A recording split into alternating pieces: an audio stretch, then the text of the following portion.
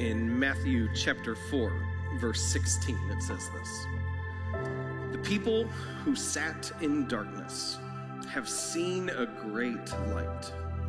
And for those who lived in the land where death casts its shadow, a light has shined." And that verse is our prayer for our time together this morning. That we understand Christmas can be a hard time of year for many people because of memories or circumstances or relationships. And so our hope and our prayer is that the time that we have together this morning would be inspiring, would be meaningful, that you would feel loved by the community around you. And I trust you, that's not just a Christmas Eve thing, but it's an every Sunday thing. But even more than that, our hope and our prayer is this, is that in the time that we have together, that you wouldn't simply see the light or experience light, but that you would know the light personally. And what I have found is that for most of us, we are familiar with the Christmas story. We're familiar with the story of Mary and Joseph going to Bethlehem, having a baby in a manger, shepherds and magi and angels coming and worshiping him because this baby was pronounced to be the light of the world. But the reality is that while we are familiar with the accounts of the Christmas story, for most of us, we don't know the message of Christmas. And we don't know why this baby who was proclaimed to be the light of the world is so incredibly important to us today. And so we'd like to take our time that we have together and talk about that idea of why this baby who was pronounced to be the light of the world is so incredibly important.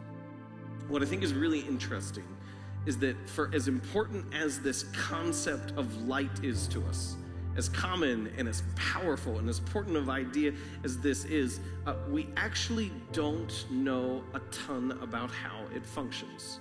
If I give you a little bit of background, there were two different scientists in the 17th century who produced these different theories as to how light functions. The first one had this idea that light functions as a particle. So if you could go back to school and remember protons and neutrons and electrons that orbited around, and his idea was that light functioned like that in the later theory was that when the electrons shifted fields that they would illuminate, which would cause light to have its effect.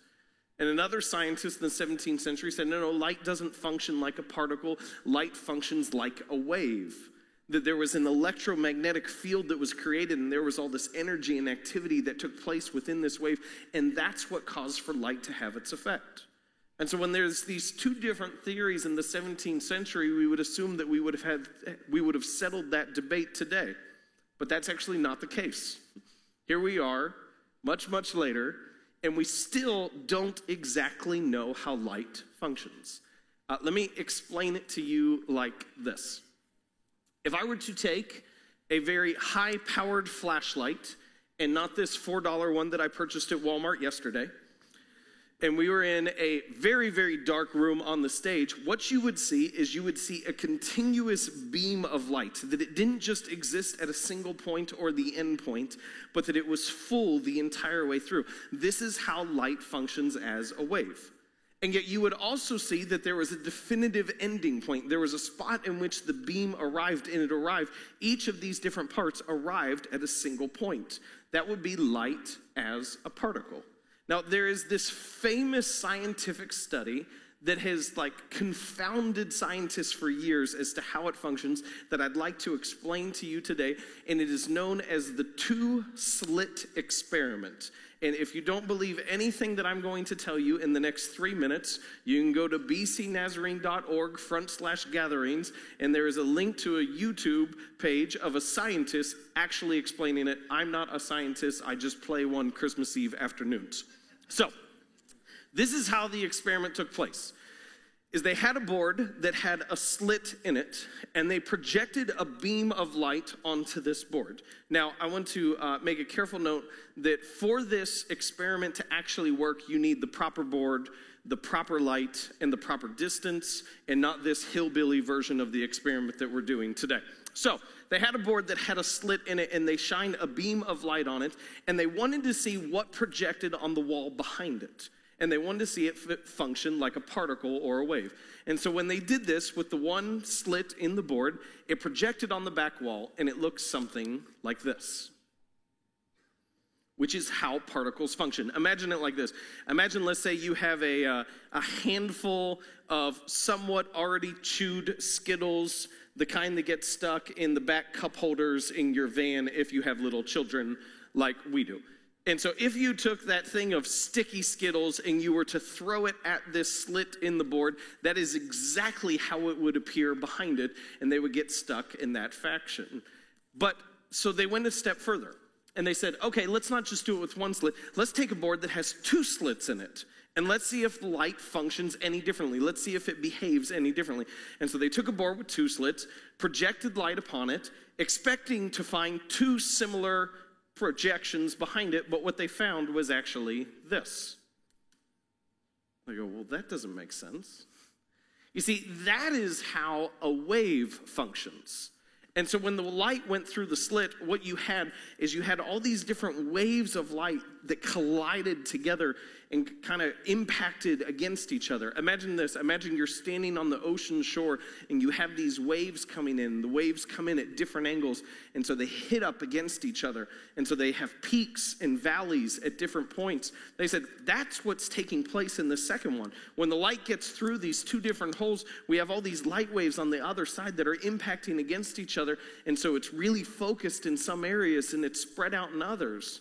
Now this was confusing because they said, why, when there was one slit, why did light function as a particle? And when there's two slits, why did light function as a wave? And so they took it a step further, and they got this really, really advanced machine that could throw individual photons one at a time. And they said, if we can throw individual photons one at a time, what we would have is we wouldn't have this collision of all these photons behind it, that it wouldn't be all these waves crashing against each other, and we could see where they actually went. And so they did this third experiment where they threw individual photons at the board and through the slits, expecting there to be two straight lines behind it. But what they found when they did that is it looked exactly the same. That it was almost as if the photons knew that there should be other particles of light, other waves of light that they were crashing up against, and so they behaved how they normally would if there was more light involved. And so then they took it to this final step, and this is the part that gets really kind of crazy, is they took a device and they attached it to the board to study so it could monitor which slit the photon was going through. And so they wanted to know if these photons are behaving erratically and going all these different directions when they shouldn't, we want to know which photon is going where. And so they attached a simple device to this board to just be able to check whether it went through this slit or whether it went through the other slit. And when they attached this device and shined the beam of light on it, it appeared on the back wall like this. And they said, what?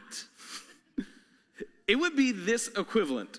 It would be the equivalent of saying that when a boat goes through water, that it creates a wake, and that wake will create waves upon the shore, unless if you're watching it, because if you're watching it from your hotel balcony, then instead of creating all these waves that come upon the shore, it would just create one single wave that would hit in a very narrow spot.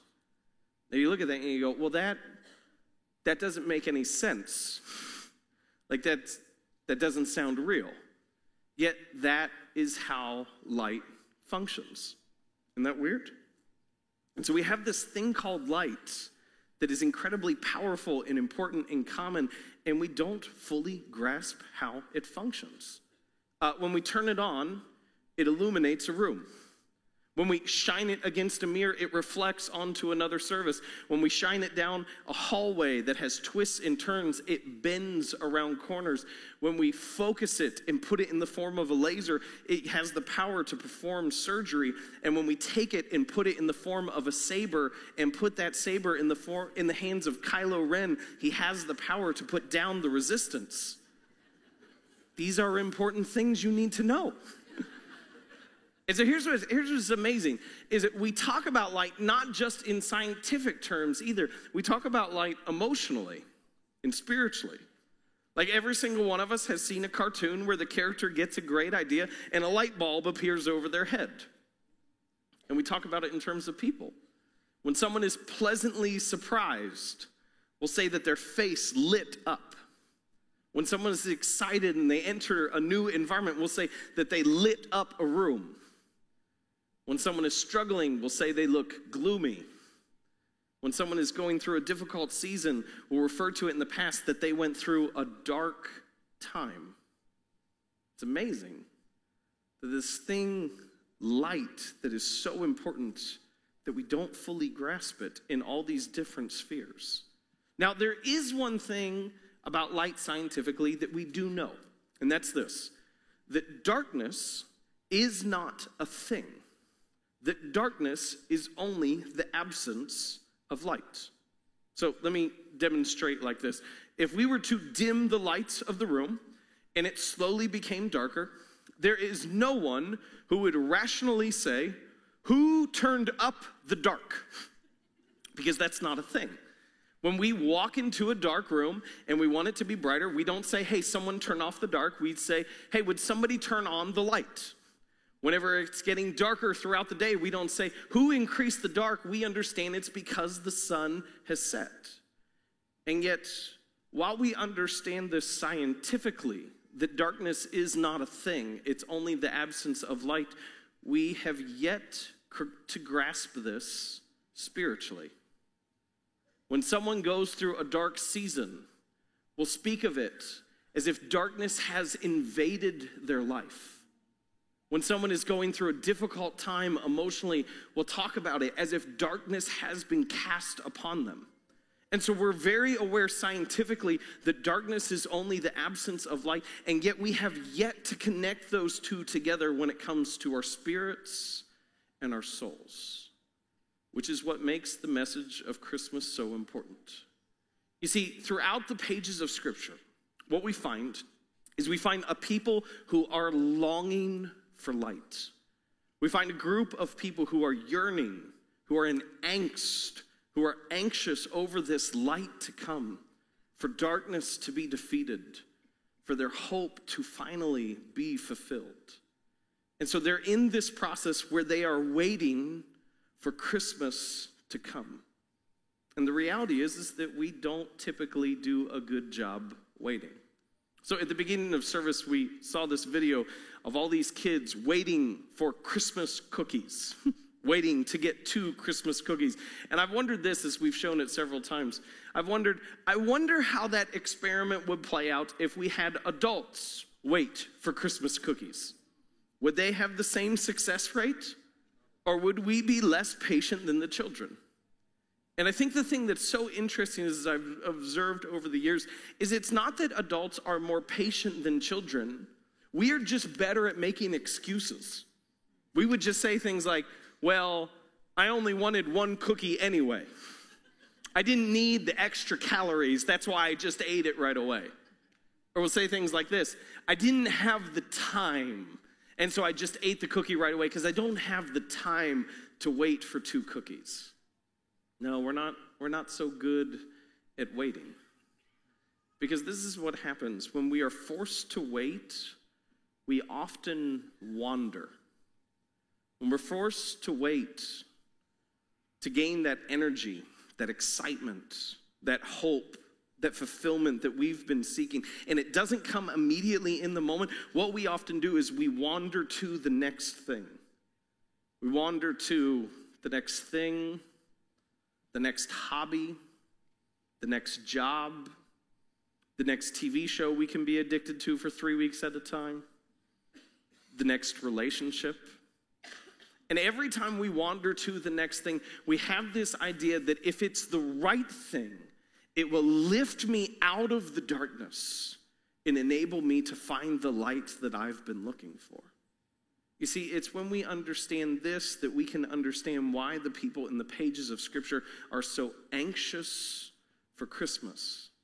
Because within the promise and message of Christmas was this idea that a light would come that would change their lives. We find one of Jesus' closest friends, a guy by the name of John, who walked with Jesus through his entire life. He reflects on the events of the first Christmas when he writes down his description, his account of his life with Jesus. And this is what John writes in the book titled after him in John chapter 1. He says this: "In the beginning, the Word already existed. The Word was with God, and the Word was God." Now, what for us 2,000 years later sounds kind of confusing, for his original readers in that day would have made perfect sense. See, John repeats this phrase, the Word, several times. This phrase, the Word, was actually a Greek word, and the Greek word was logos. And if I could give you a general definition of how they understood it, this Greek word logos simply meant everything that was good. And so when they saw this word logos, they would have thought everything that is true, everything that is beautiful, everything that is right, everything that is loving, everything that is kind, everything that is the world as it should properly be. And so what John is literally writing at the start here, he is saying, in the beginning, everything good already existed. Everything good was with God, and everything good was God, which is a concept we grasp today. We don't always know who God is. We don't always know what it's all about, but we have this belief that if there is a God, that he is good, and he created everything that's good. But then John takes a turn, and he says something that would have been alarming to them. He says, he existed in the beginning with God. God created everything through him, and nothing was created except through him. Now, I want you to see this shift. Instead of using this phrase, the Word, which meant everything good, he switches it to say he, referring to Jesus. What John is saying in this moment is that everything good is not actually an idea, it's really a person. He continues. He says, the Word gave life to everything that was created, and his life brought light to everyone. The life that Jesus lived wasn't just his own life, but it brought light to everyone who encountered him. And not just this occasional flicker. He defines this light. He says, the light shines in the darkness, and the darkness can never extinguish it. Now, I want you to see the magnanimity of what John is saying throughout these words. What John is saying is that a concept became a person. The ideas that we have of hope and joy and goodness and truth and beauty ceased to simply be an idea, but took on flesh and blood and was born in a manger and seeks a relationship with you.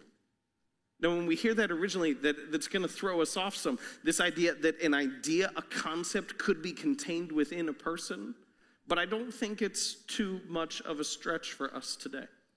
So if I was to say the word kindness, my guess is that word kindness, when you think of kindness, you don't think of an icon, you don't think of a logo, you think of someone you know. You think of someone who is kind or someone who you have experienced kindness with. When I think of the word love, when I hear the word love, I don't think of a dictionary definition of the word love. I think of my wife. And I think when you spend 10 hours the day before Christmas Eve watching YouTube videos on the two-slit experiment, you should be able to use your Christmas Eve message to win brownie points with your wife. Thank you for allowing me the luxury of that. No, I do. I think of a person. But it even goes deeper than that. So when we think of joy, this incredibly important idea of joy, what we understand today is that joy is a communal activity. To experience joy, you need people around you who are willing to celebrate with you in that act. And so that's what's going to happen for a lot of us over the next couple days as we celebrate Christmas together. We're going to experience joy. But in those moments, what you're going to find is that you don't simply experience joy with these other people, that they are in many ways, because you are gathered together, they are the source of your joy. That if they weren't there, you wouldn't experience joy to the level that you do, which is what makes loss so difficult and painful. Is that when we lose the people who are closest to us, what happens is we're not just losing the people who we experience joy with, but we are in many ways losing the source of our love, of our joy, of our hope. That these ideas and concepts find their source in other people around us who we care about. And so what John is saying in these pages is he's saying these ideas of love and joy and truth and everything that is good, that they're not simply concepts, but the source of all these things was contained in the person of Jesus. And so what we find is the story of Christmas is something we've heard. The story of Christmas is about a young man and a young woman who are in way over their heads, who have a baby, who is worshiped by seekers, by skeptics, by the supernatural. And he's heralded. But the message of Christmas is far more important.